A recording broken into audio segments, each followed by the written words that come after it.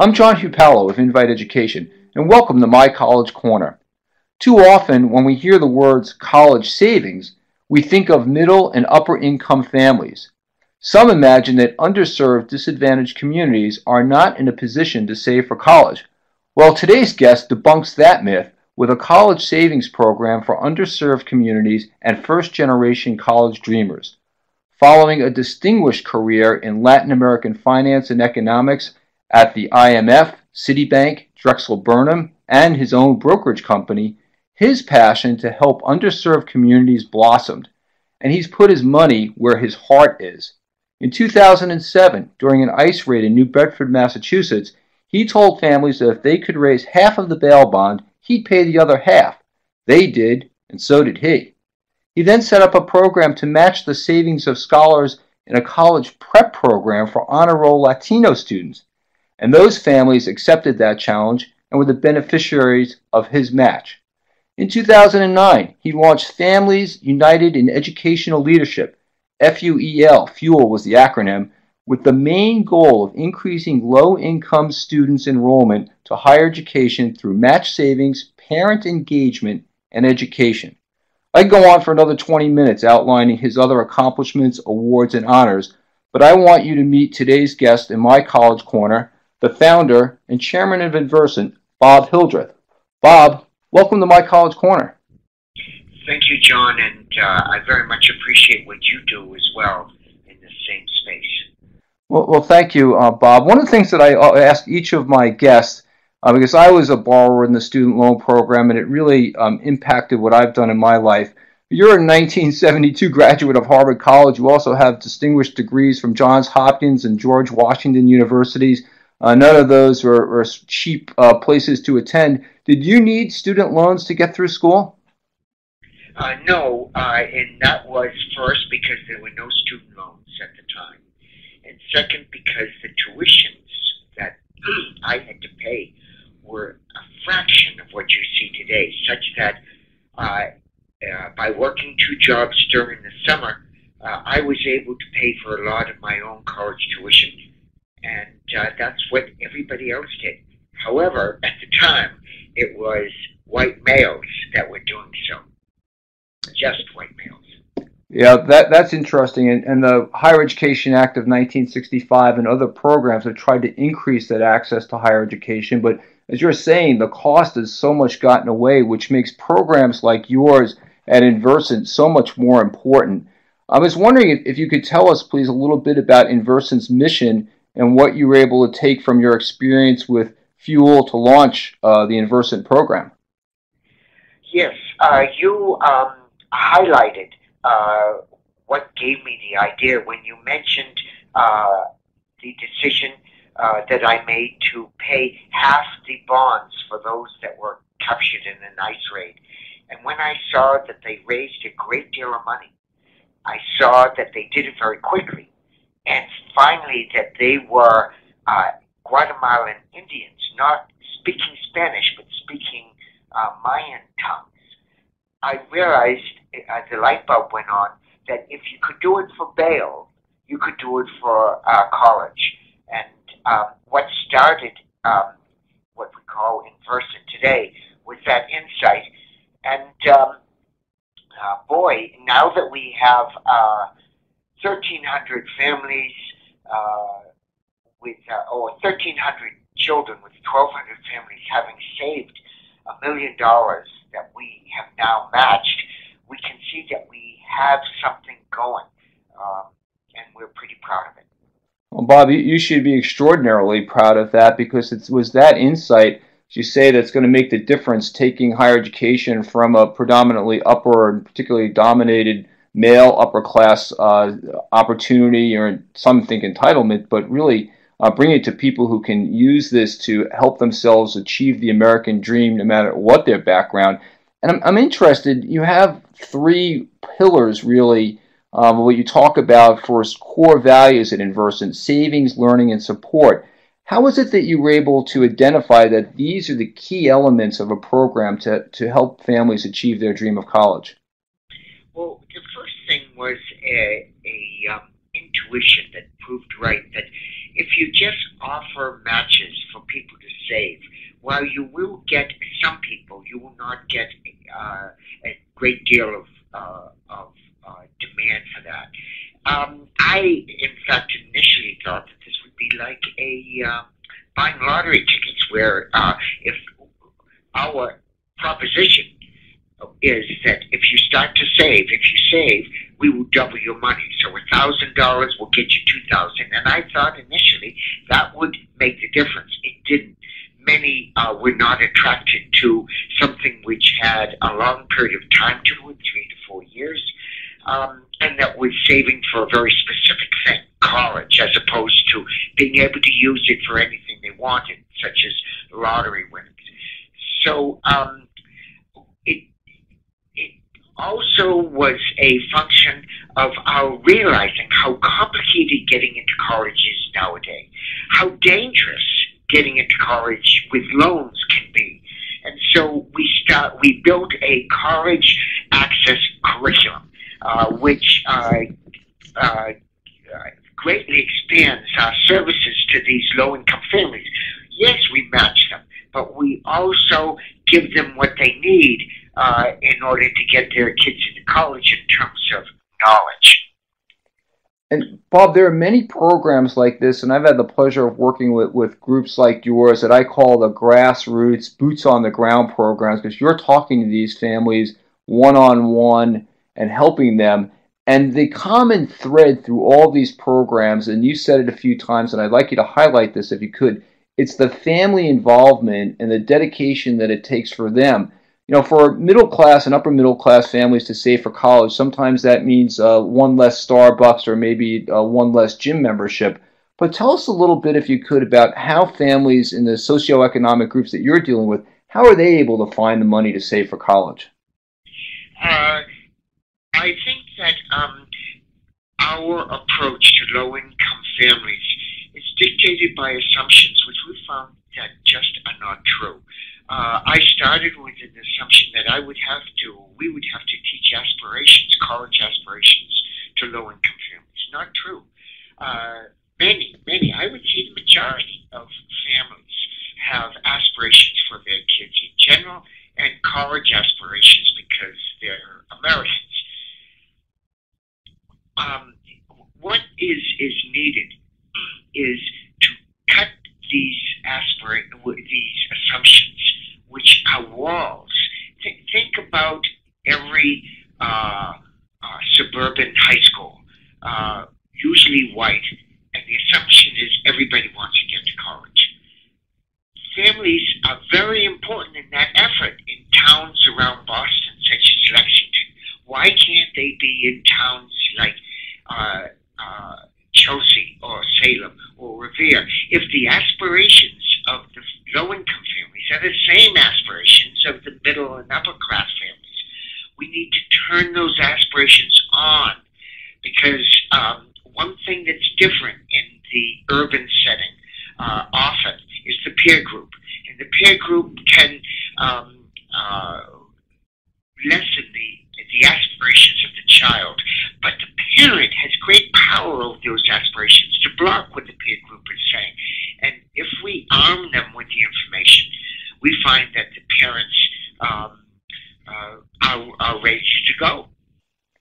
And this idea, we were so fortunate to have Dr. Margaret Brooks, whom I know you know well, and she's done great work. And in her discussion, she told us about the power of collaboration.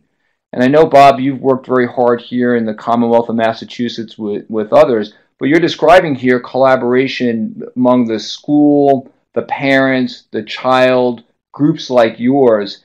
I'm just wondering, who else? Are there private sector partners who have been involved with you on this mission to help families save for college? Absolutely. In every town we go into, when we collaborate with the local school district, we bring in the mayor as well. And the mayor has great power if they prioritize our program to get the private sector to donate.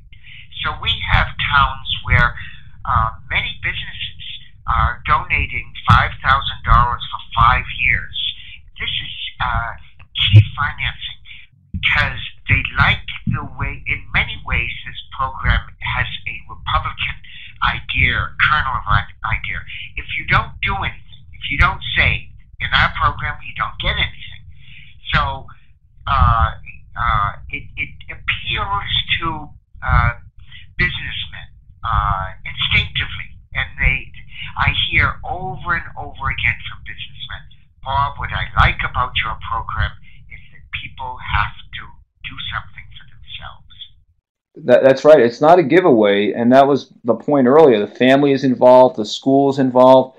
Could you tell us a little bit? Well, how do you identify families that you think will be successful in this program? Is it through the schools, or what are the outreach to find folks? From the very beginning, we were humbled to realize that we were not going to just go anywhere and set up our program. We needed help.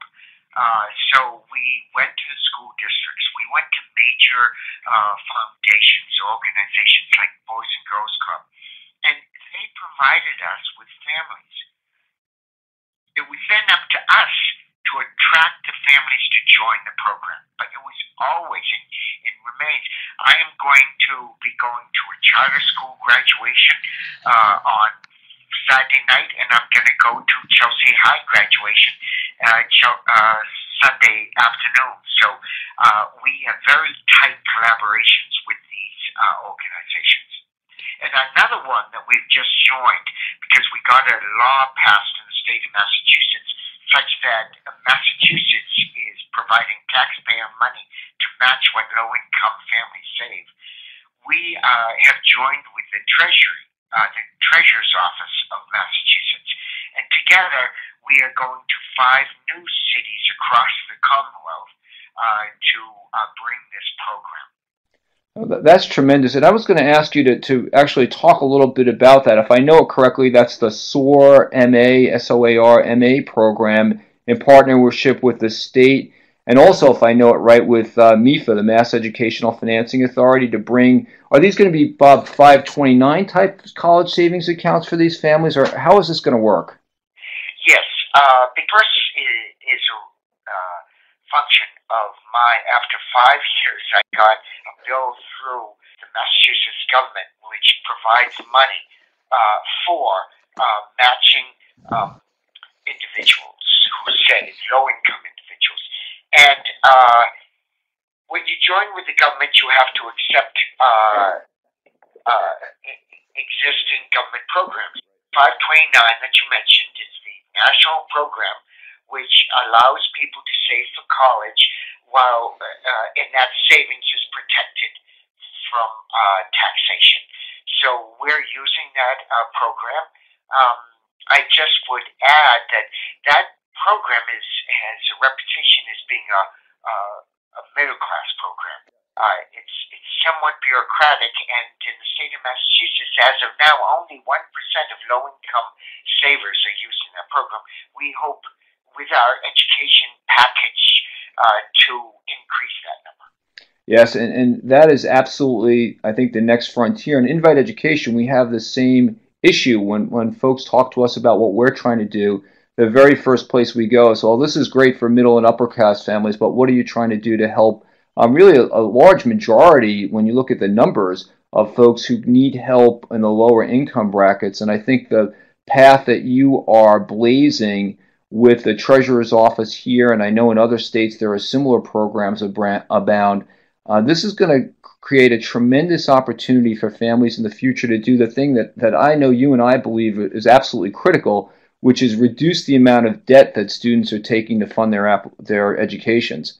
I was at a graduation party last weekend, and I talked to, these were middle-class parents and students, and they seemed to be denying the amount of debt they would ultimately end up taking. I asked one young student, what's the student debt load you're taking? He said, oh, it's less than $3,000. I said, that's great, $3,000 for all of college? And he kind of acceded to that. And I said, well, what exactly is the period that covers? He said, well, it covers the first semester. And I said, well, you're on the path to over $30,000 worth of student debt.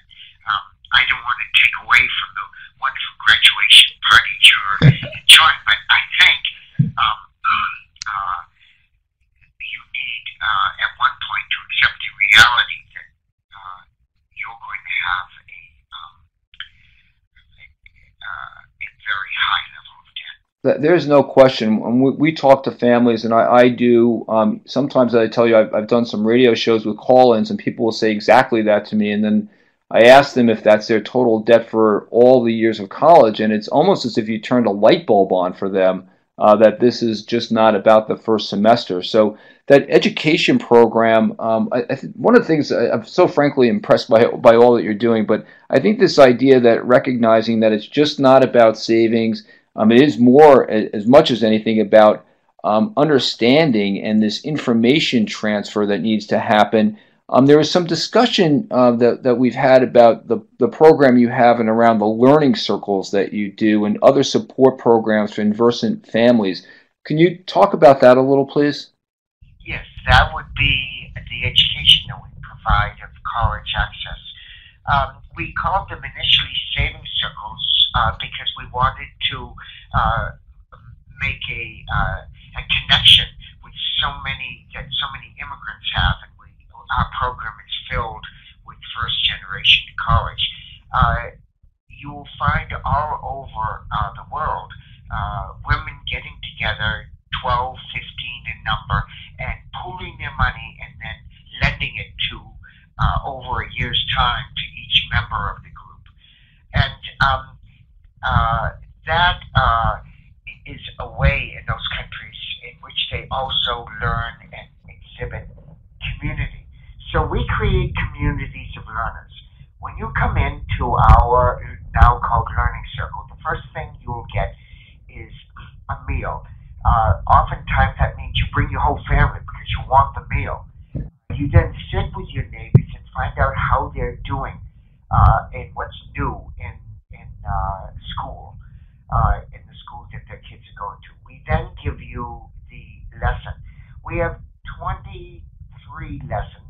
They're based on 3 pillars. One is college finances, so everything about debt, tuition, everything. The second is about college networking, something that happens so easily in the suburbs, but is not usually found. Low-income folks are great networkers within their community, but their community does not include the financial aid officers and admission officers of college who live amongst the community of middle-class folks. And then the third thing we call college knowledge. You'll find that in many programs. It involves attending college visits, and but it also involves information specific to the parents, such that if you're a low-income parent living in Section 8 housing, the fact that your student goes away to college may mean that the authorities will move you to a smaller apartment. Wow. Certainly something that those of us who are not in that community are aware of. And when we talk about, you said it before, the government regulation when you're involved with government programs and the unintended consequences of what you're trying to do, these kinds of realities that families face and that you're helping them deal with have to be overwhelming for those families. Not only do they have to worry about getting their kid ready to go to school, can they afford it, and then maybe they might need to leave their apartment because they've had this, what everyone thinks is a success. That's so counterintuitive and frankly sad. Yes. Several things are going on here which are proof of basic human, what humans do.